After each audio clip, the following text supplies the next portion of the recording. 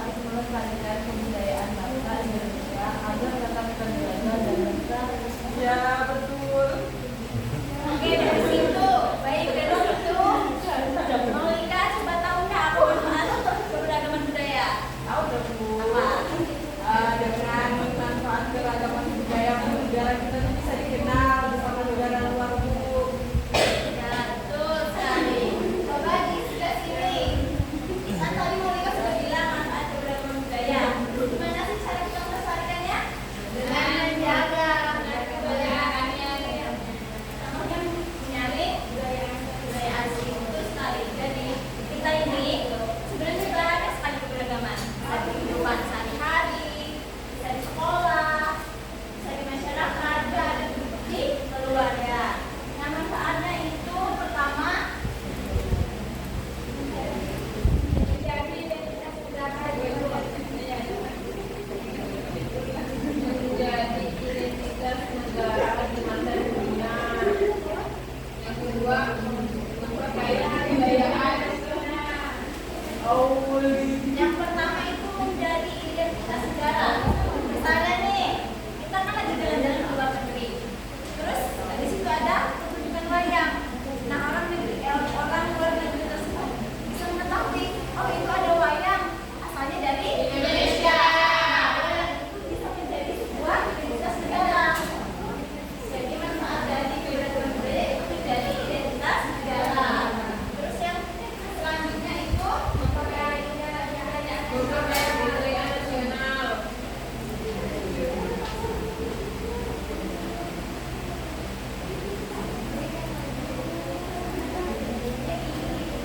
memperkaya kebudayaan nasional. Nah, semakin banyak keberagaman budaya di Indonesia, dapat juga memperkaya kebudayaan nasional yang ada di Indonesia. Dan masih banyak lagi manfaat dari keberagaman budaya. Salah satunya juga di perekonomian. Itu bisa meningkatkan aset negara, bisa dijadikan sebuah wisata, dan bisa menjadikan pendapatan negara dan lowongan pekerjaan. Itu manfaatnya. Terus gimana sih cara kita melestarikannya?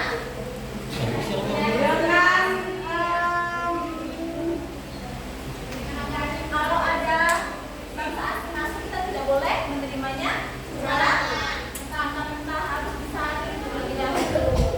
Nanti kalau tidak disaring, semua budaya yang ada di asing itu luar negeri masuk ke Indonesia. Jadi kebudayaan kita tidak lestari. Menyaring. Terus apa lagi? Ya, mengajarkan budaya kepada orang lain. Jika ada orang yang belum mengetahui tentang suatu budaya, kita beritahu supaya budaya itu bisa dilestarikan. Terus juga misalnya ada yang suka menari, ada yang suka nah itu dipelajari, dicari tahu gimana sih cara menari yang baik. Kalau ada festival-festival diikuti supaya berkembang dan keberagaman di budaya tidak punah. Ibu bisa nari. Siapa yang bisa nari? Ibu. Ibu juara 2. Ibu juara. Nanti ya.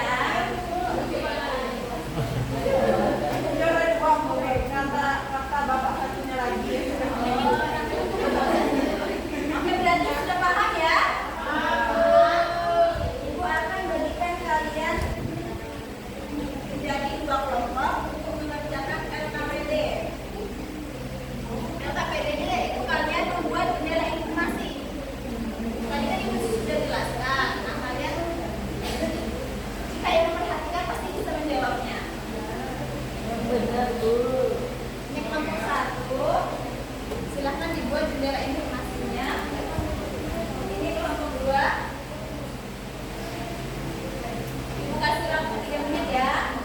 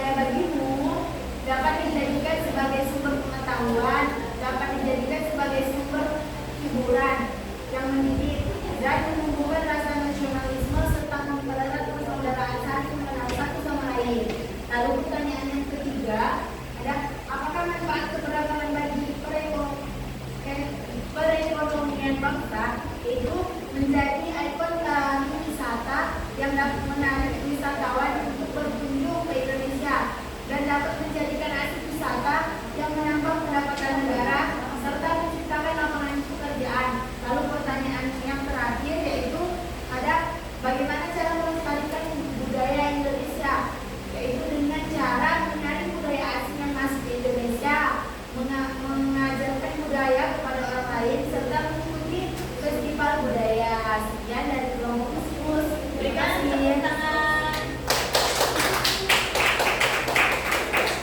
Selanjutnya kelompok 1.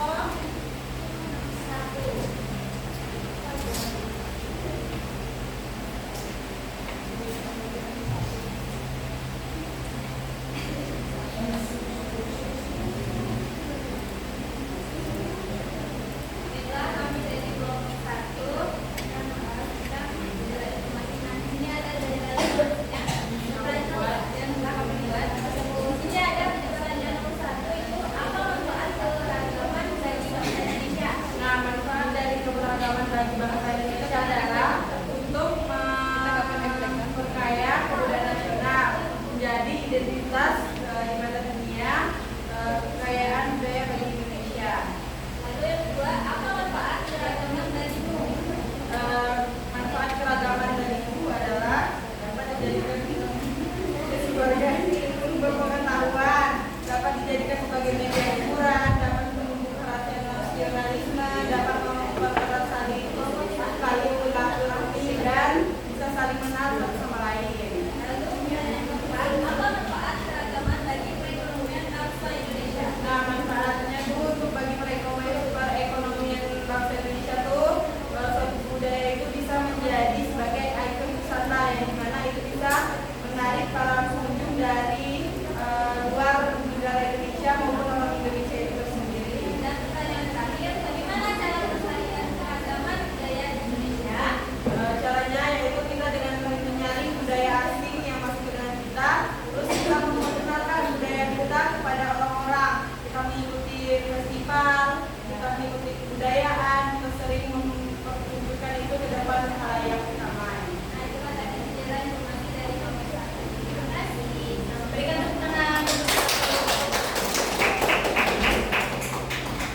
Baiklah, selanjutnya jawaban kalian ini semuanya sudah benar ya. Selanjutnya ibu ada gap. Wow, itu.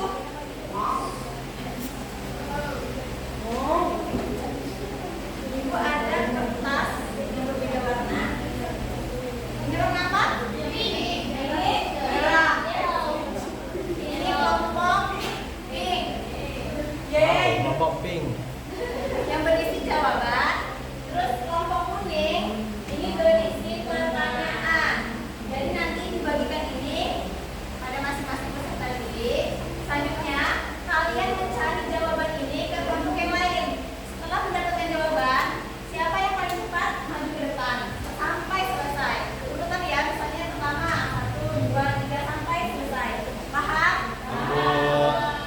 Oh, dong, Bu. Setelah ke depan nanti kalian bacakan pertanyaan dan jawaban yang menurut kalian itu sudah cocok.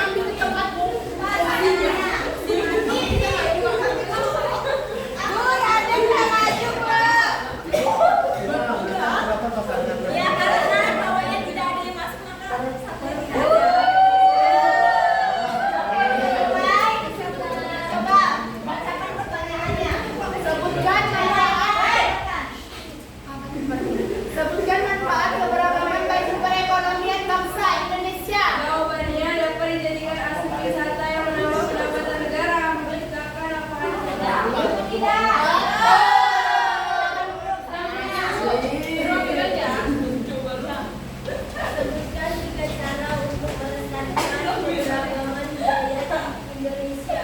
Nah, yang pertama dengan mencari budaya asli masuk ke Indonesia, terus mengajarkan budaya Indonesia kepada orang lain yang menggunakan kebudayaan. Oke, betul. Sama duduk. Satu, menjadi identitas budaya Indonesia. Dua, mempelajari budaya nasional. Ini udah cukup lagi. Oke, betul jawabannya. Namanya, dari selatan memanfaat keberagaman budaya itu menjadi identitas negara di mata dunia.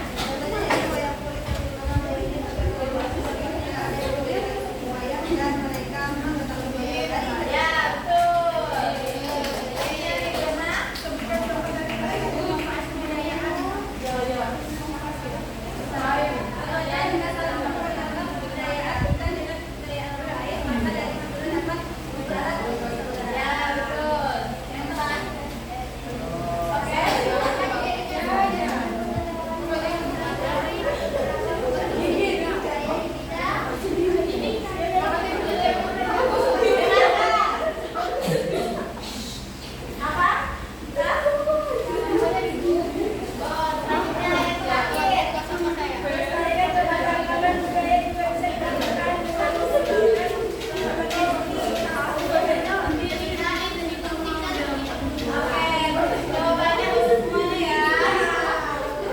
Oke, sebelum pulang, sebelum pulang nih.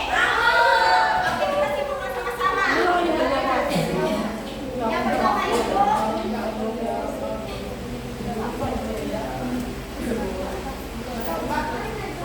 apa manfaat dari keberagaman budaya?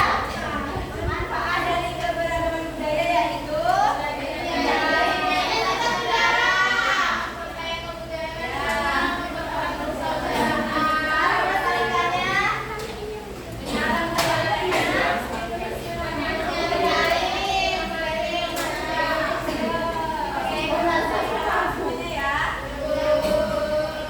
baiklah.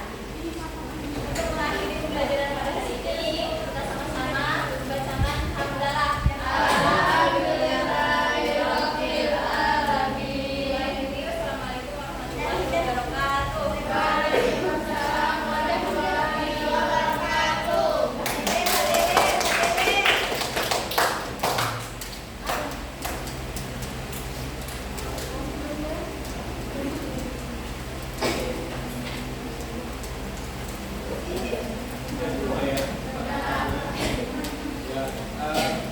Jawab saya lihat dari awal sampai barusan sampai dari pertama sampai keempat semuanya baik, semuanya bagus, kemudian variasi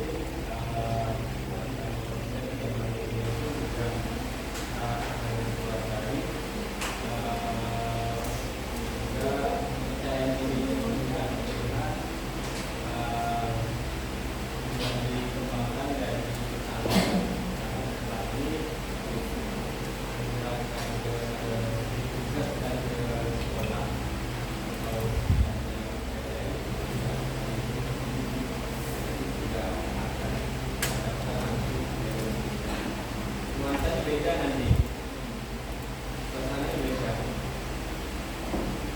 Bisa ada di kelas mengajar dengan temannya beda dengan ketika Anda mengajar gitu. Kalau Anda mengajar di kelas dengan temannya, Anda masih bisa mendengarkan. Tapi ketika Anda mengajar di sekolah, ada sejarah SD, susah untuk kita bicara, mereka bicara. Lagi bahasanya beda dan bahasanya beda, tidak pas kata-katanya dengan situasi. Tidak mungkin direspon temanya nanti. Kalian yang paling harus dijaga itu ketika PPT dalam emosional, sabarannya. Kalau tidak sabar, ya udah. Sabar dalam arti bukan susah menyampaikan materi, tapi susah memperhatikan kelas. Apalagi jika istilahnya bukan dulu tetap, hanya praktek. Siswa ada paham, ini kan mahasiswa. Mungkin mungkin respect-nya kurang.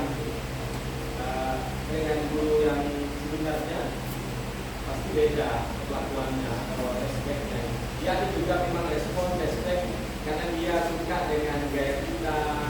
Seperti halnya kayak tempo lalu saya kenalkan mahasiswa di B2 itu di Imbol.